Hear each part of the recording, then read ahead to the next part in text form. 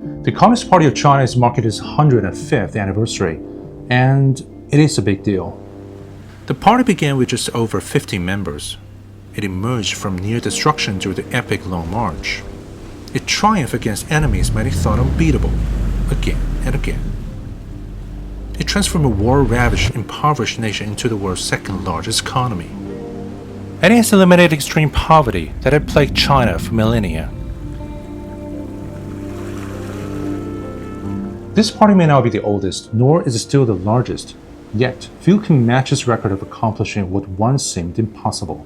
So what is the party's secret behind its survival, its victories, and its ability to rewrite China's destiny? Secret 1. Adaptive.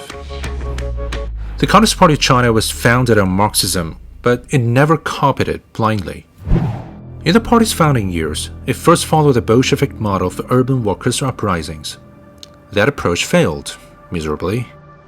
The party quickly took a hard look at China's realities. An agricultural country needed a different revolution. So it turned to the countryside, mobilized millions of farmers, and turned the tide. Over the next 2 decades, Japanese invaders were defeated, the Kuomintang regime collapsed, and a new China was born. After 1949, China adopted a centrally planned economy to accelerate industrialization. It worked, but only for a while. By the late 1970s, the party realized that China needed to break new ground in development model. Then came a bold idea. A market economy could be compatible with socialism. What happened next changed everything.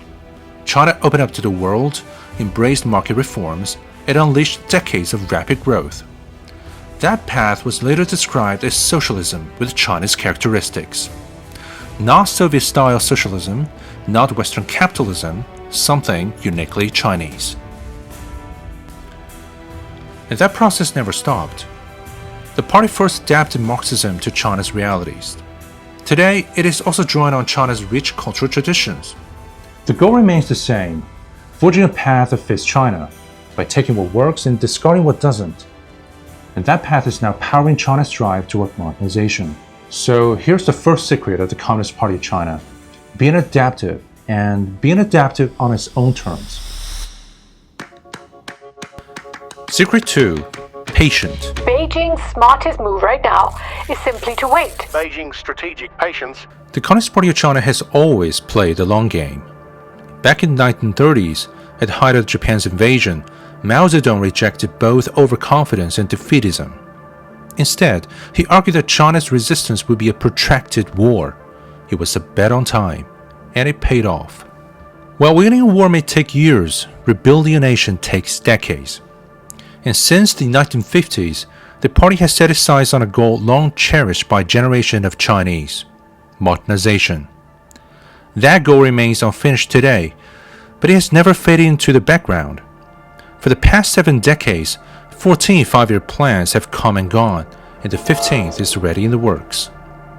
From railways to rockets, from factories to megacities, China has been transformed, steadily, relentlessly, and at a scale rarely seen in human history.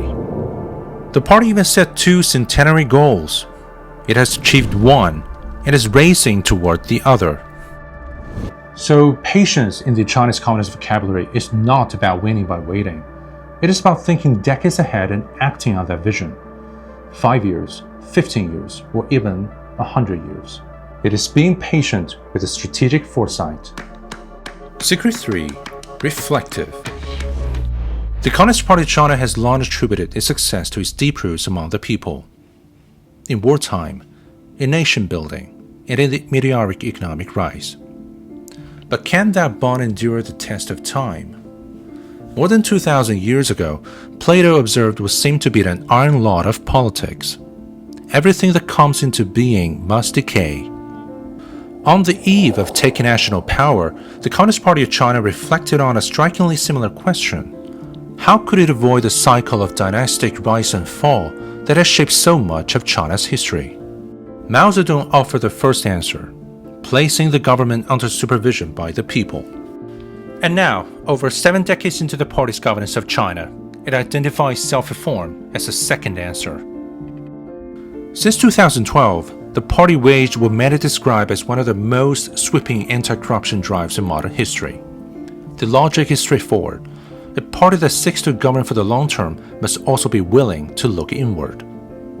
The Communist Party of China likens its governance to sitting for a never-ending exam, and it is well aware that it is the people who will eventually grade the paper.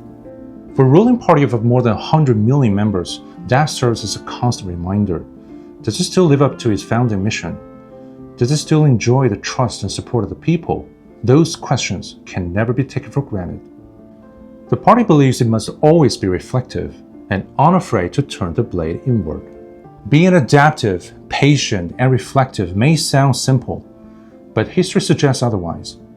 Many political parties rose with great ambition, yet many fell, but they could no longer adapt, think long-term, or look inward. For the past 105 years, the Communist Party of China's answer has been to keep doing them all, and its story is still unfolding.